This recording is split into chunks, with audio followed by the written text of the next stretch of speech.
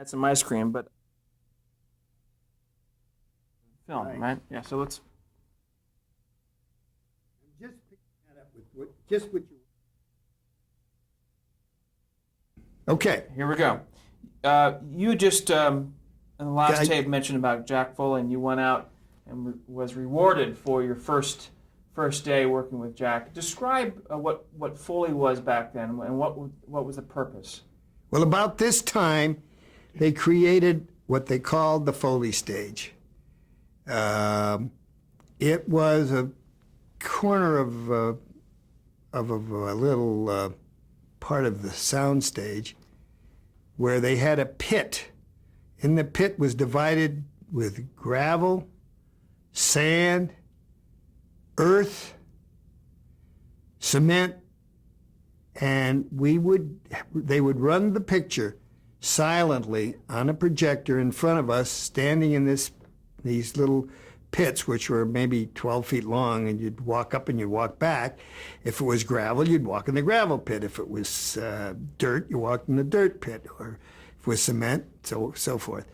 And you'd walk and sync to the people that were walking, and they put it on a separate soundtrack, and then they did what they called dubbing, where the music and the dialogue and the sound effects are all put together, and then they would have one track with the Foley. Someone would cut it, so if we muffed up and didn't step in the right place, they'd adjust it. That's what the Foley editor did. And there's credit on the screen for the Foley editor, and it became an institution that was adapted by all the studios, and today it's worldwide in Foley, and there really was a Jack Foley.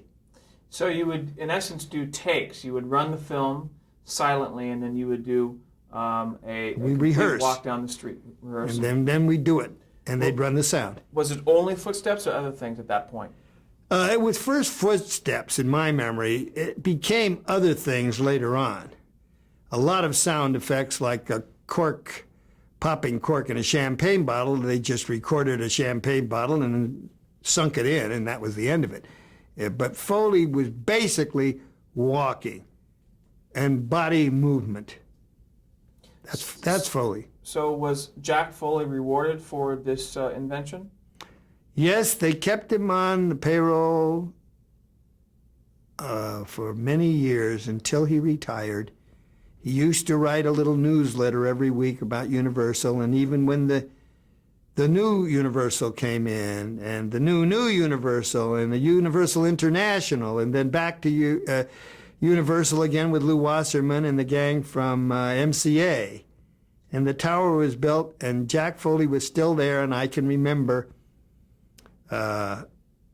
coming back to the studio I started as a messenger boy, coming back as a director, and finding Jack Foley at noon one day while I was shooting M Squad with Lee Marvin. And Jack said, "Come and sit down, Danny." And he says, "You came a long way since you started." And I said, "Yeah, I did, Jack." And it was 30 years ago. It was 30 years before then, and it was 30 years ago today that I saw Jack for the last time, and it was 30 years before that I knew him. So, it was 60 years altogether. And he was a great man and a great talent and a great artist. So we left you a little while back in the mailroom. How did you come from the mailroom to become an assistant Okay. editor? Well, as promised, Maurice Pivar's assistant, a fellow named Frank Bunny, gave me a ring and he said, "Mr. Pivar's okay, you transferring from the mailroom to the editorial department, so next Monday, report to my office instead of the mailroom." That easy? It was that easy. It's just the way Mr. Pivar said. Get started in the mailroom and I'll get you in. Now, there's a wonderful, funny story about my first week in the mailroom, if I may just tell one more story. They gave me a package to deliver. There were 6 or 7 mail boys, and the head of the mailroom was actually Betty Davis's brother-in-law. Would you believe it? That Betty Davis. Anyway, they sent me on what they called the technical routes, which was kind of towards the back lot. It was the electric department and the mill and the various technical operations, including what they called the plaster shop, where they made molds for breakaways of vases and different statuette, all kinds of stuff. They actually made their own. And that's where they gave me this. They gave me this package to take to one of those places. There were half a dozen of them. And every time I'd go, they'd open it. I wouldn't see what was inside it, and they'd send me to another department. This is somewhere my first week, the second or third day on the job in the mailroom. Well, I finally got to this plaster shop, and the guy had a statue of Venus de Milo. It was near life size there. It was all made out of plaster. And he opened the package, and I guess this was the end of the trail, and he started to laugh, and he took what was out of the package, and it was a brassiere. It was a very detailed embroidered affair around the nipples, and he held it up, and he even put it on Venus de Milo, and it was too big, didn't fit Venus. So the boys went back to the mailroom, and they all had their big laugh on me, and then they returned it. Now, there's a payoff to this story, which is really worth telling.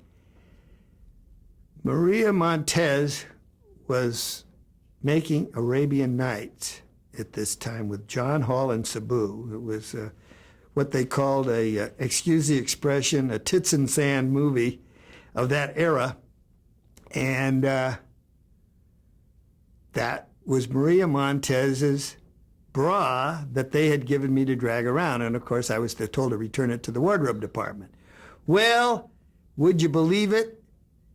About a week later, she was wearing this outer bra garment. It's something like what's her name would wear nowadays, Madonna?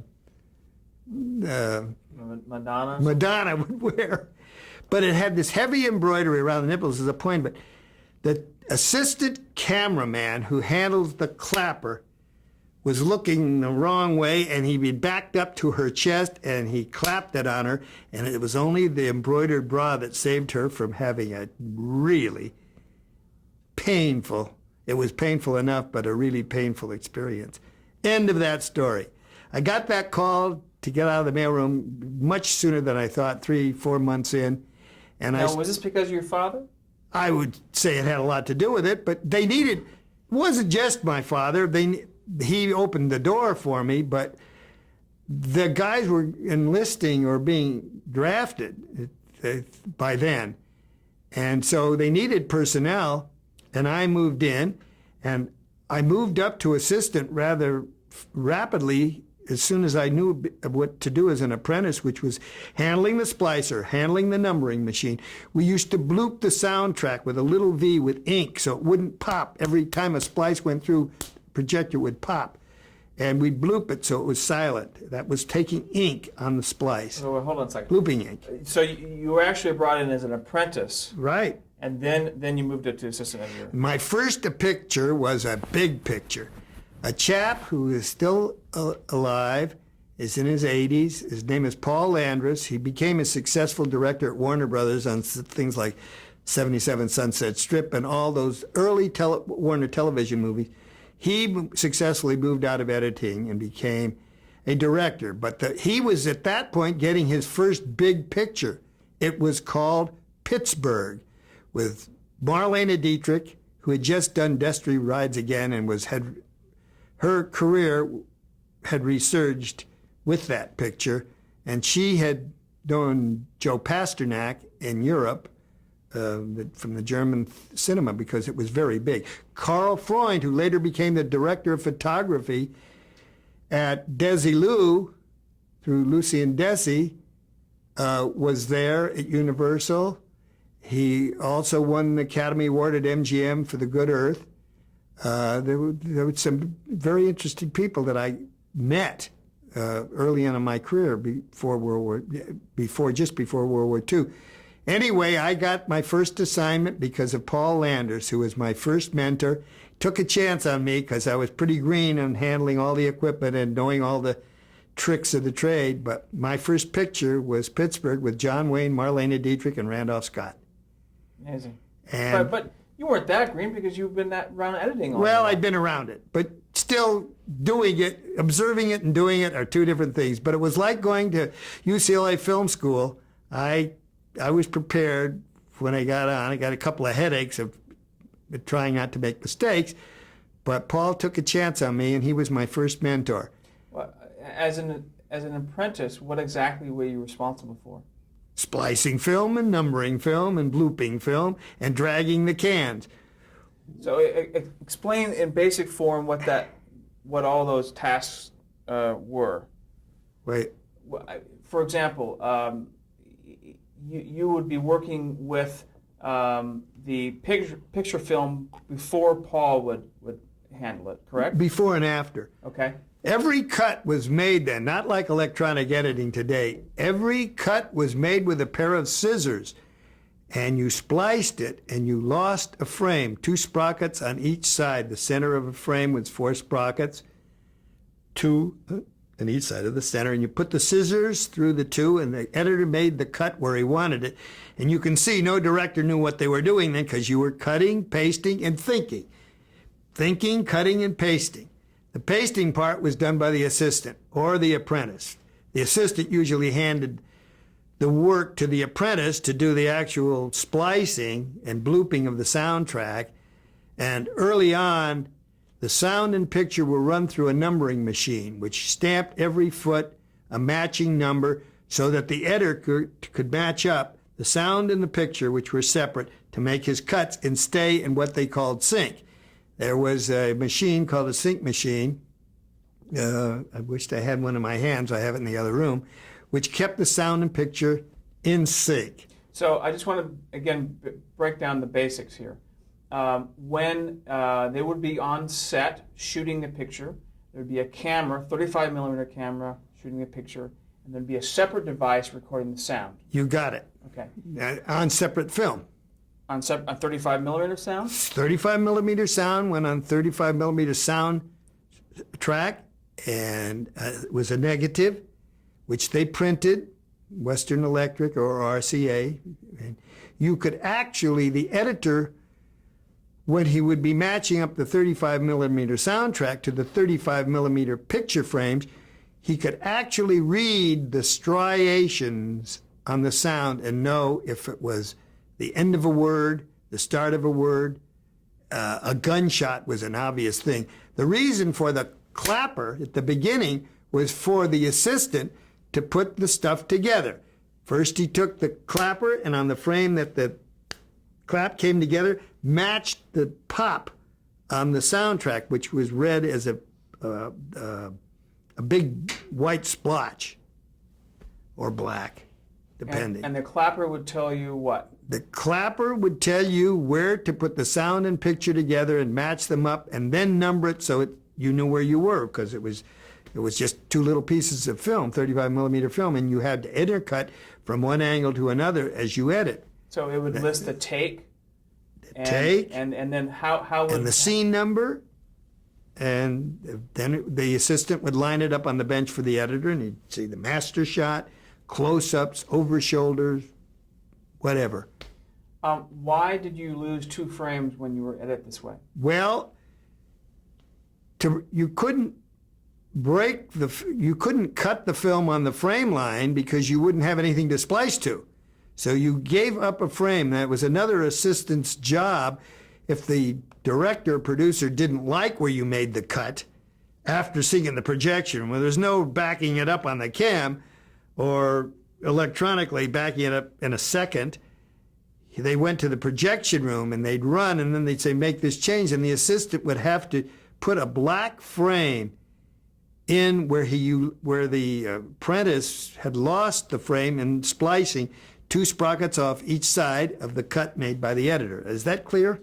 Well, it's almost clear, but by making a cut, you're losing 2 frames. 2 sprockets on each side, 1 frame. Because of what we talked about earlier, which is scraping off the emulsion. Scraping off the emulsion, making the splice. When the splicer came down and joined the 2 pieces of film, the 2 sprockets from each side went in a little waste receptacle, and that was the end of it. And then when you took it apart, you had to add a frame back of black. So when it went through the projector, it wouldn't flash, and the black went very fast. And every cut that was changed, every cut from the editor's cut that's changed had a black spot in it. And the assistant had to order reprints before they went to preview. Everything was previewed, and then those days, separate track and separate picture. The big preview theaters like the Alex in Glendale was a favorite spot in town, but they'd go as far away as San Francisco for previews. And I just want to keep going on this. Or they'd bus to San Bernardino or whatever, wherever. For each picture cut, then what would you do with the soundtrack? Soundtrack was the same process. You lost the two sprockets on either side. So you'd always have to, of course, keep them synced. Yeah, well, you didn't make the cut in the middle of a striation because we're talking about overlaps. You never cut until someone finished a word or a sentence or before the start of a new one. So you were in dead air when you made the cut in the soundtrack. So the two sprockets on either side were air, and it didn't make any difference. All you did to keep singing is you put in a piece of white leader.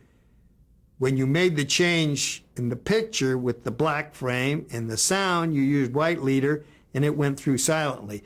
After, the apprentice made a little ink bloop, which was a kind of like a flying V, and it made the soundtrack not pop, because if you didn't, as the splice went through, it would go, and it would drive you nuts. So that's what the apprentice, they had a lot of very mechanical, basic duties that the apprentice did. The ink would be thick enough so that it would run through the... It was a special ink. It went through rollers, and by the time it went through the rollers, 2 minutes. It was a long time to coat a reel of film. It was dry by the time it was on the take-up of the other reel.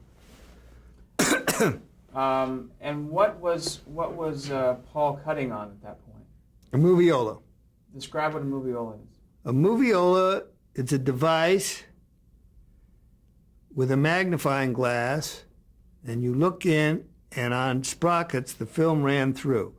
One part of the equipment was the picture, and there was a sound head for the sound, and they were interlocked, and you ran the sound and picture separately and made your cuts accordingly. Clear spot in the sound where there wasn't sound, and the picture wherever you wanted to make it, usually at the end of a sentence or overlapping just before the end of a sentence. It's tricky. I'm sure there's a book that will go on into eternity that explains all this in more detail than I've done it. Anyway, after... So you were an apprentice just for this film? No, I was an apprentice on several films, and 4 months later, Paul said, "I'm going to take a chance on you, Danny." Paul had been my father's assistant in the early days of sound, and which was not that long. We're talking 1940, and we're talking sound had only come in it came in 10 years earlier. So, but by the time I was in it, it was very well developed, sound and picture. Color had come in, Technicolor was a big thing. Making expensive color movies. The one with Maria Montez was a picture my father edited and was one of the first big Technicolor pictures at Universal. So you were apprentice editor on several Universal features? Oh, yeah, I don't remember how many. I was just busy with splicing one reel or coding another or dragging the film to the projection rooms, which were like, at that time, a block away. I had to pull them or carry them. Or we had a Model A Ford.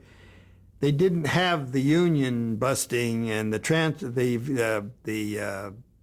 Teamsters weren't that organized. Anyone could drive a truck and move the film. The apprentices I had use of a 1929 Ford pickup truck. I'd take all this film up to the projection room. One day it was raining, and I had 10 cans. I was taking from the projection room to the booth, which was up a flight of stairs to the projection booth, and I slipped on the top stairs, and the 10 reels of film went down in the rain, and I went and told Frank Bunny what happens, and he took a beat, and they all smoked cigars, those guys, and he wiggled his cigar around, and he said, "Don't let it happen again, kid." And I was scared I was going to get fired, but I didn't really ruin anything. A few scenes got wet, but they reprinted them.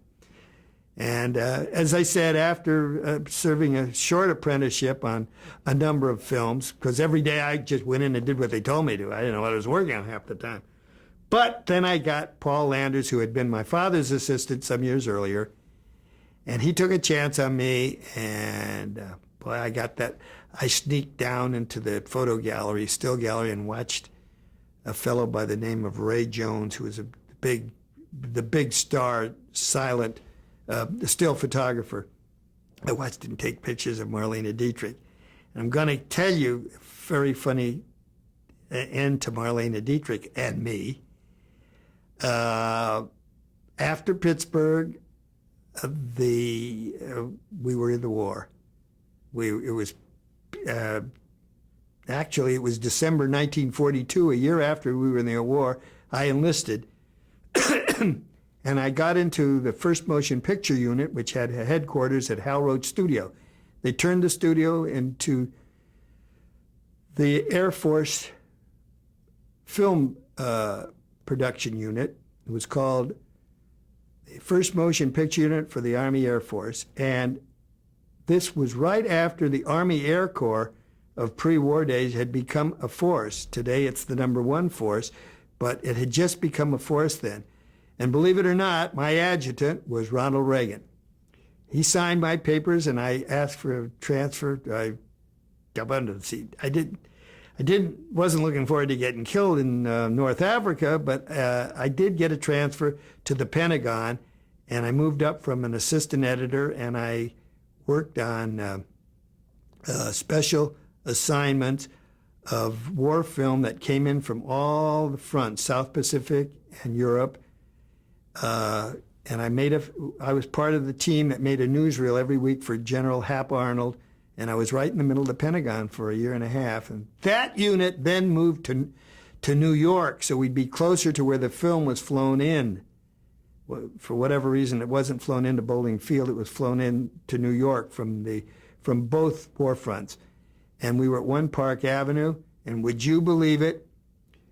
The USO tours also went out of the building I was in. It was the Remington Typewriter building on Park Avenue in about 34th Street. We were quartered in a hotel called the McAlpin at Herald Square, 34th Street in New York.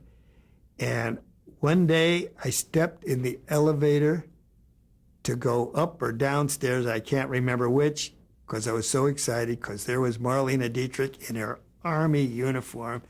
And I said hello to her. I was half tongue-tied. I said, I was the assistant on Pittsburgh, and she got such a kick out of that. Last time I ever saw her, but we did meet in an elevator. Well, I won't go into the war, but it was 3.5 years we made training films, and I wound up back at Roach. And then I got out of the war, and I didn't go back to Universal. I was at Paramount, and I worked there for a while. And what? An assistant editor. Mm-hmm. They were going to give me a chance. By a fluke of circumstances, I met a young fellow named Charles Chaplin Jr., whose father was the famous comic. And with another chap, Bob Angus, we formed Charles Chaplin Jr. Productions. But it was short-lived because Mr. Chaplin called his son a blithering idiot and said that he was being exploited by us, Bob and me, for his name, which wasn't exactly true because we had a script. And that script was written by a fella named Arnold Rothman, who later became Danny Arnold, who was very famous for Barney Miller and That Girl and many, many other things. Unfortunately, he died young. But he really got started writing a script for us, and he didn't have change for a quarter. And he lived at my house, and my mother used to take care of feeding him and his laundry, but he became a millionaire. Could you see his talent early on? Yes, we did, because we had a script, which never got made. But along that time, I got my first chance to cut. A chap that I knew when I just began editing at Universal was an officer in the Hal Roach studio.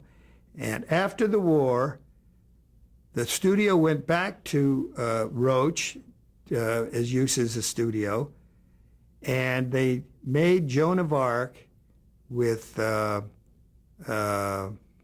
what's her name? The big star. You know. Well, now I'm pausing again. The famous star left her husband and daughter to go marry the Italian. Yeah. Well, I'm sorry. I'm holding you up. But it's important. They did Joan of Arc, and they built all these fabulous sets. And you'll think of it. You think of it. Just keep Well, going. you know the famous movie with Humphrey Bogart. Not Katharine Hepburn, but obviously. No. Yeah, see, I knew this would hang me up. No, that's fine. That is stupid. Ingrid Bergman, for God's sake. There you go. Ingrid Bergman was Joan of Arc, and they built these fabulous sets, and they were European for Joan of Arc. And my friend Stanley Rubin was a writer-producer, and after the Charlie Chaplin affair, I bounced around and did some independent work as an assistant editor on pictures that I've long forgotten.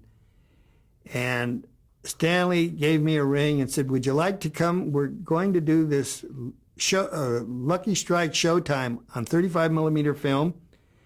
And it's going to be the first stories told on film that were 35 millimeter. And there would be half hours with Barry Fitzgerald's brother. I can't think of his name at the moment, but he was part of the Abbey Theater.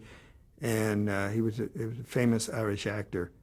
Arthur Shields was his name.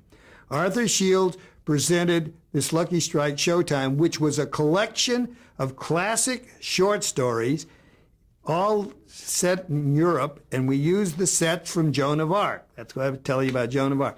For this first film series, we didn't have to build a set. Now, we did everything. What was this for? It was for Lucky Strike Showtime. It was one of the first, I forget where it went on. I can't remember the network. I don't think ABC was even in existence yet. So television. Dumont, CBS, and I can't remember. But for television. This was my first venture into television. Up to that time, a fellow named Jerry Fairbanks had been making a thing called Boston Blackie with Chester Morris on 16 millimeter, and I don't know where it went. They're still around, or they're in a museum. But we were the first big show to go on the air, along with something called Fireside Theater, which was also done at Hal Roach and successful, followed by one-camera things like My Little Margie and Amos and Andy, CBS. It was all the beginnings of film television, and I was there that year. And I got the first Television Academy Award was won by our series. It was called The Necklace. And the fellow I was assisting was a chap who's gone named Jody Kaplan. He was the editor. And the film started piling up as we were shooting. And Stanley said, I told you were going to move you up as soon as we needed an editor. And they did. And I got my break on a picture. Hold on there, and we'll change tape.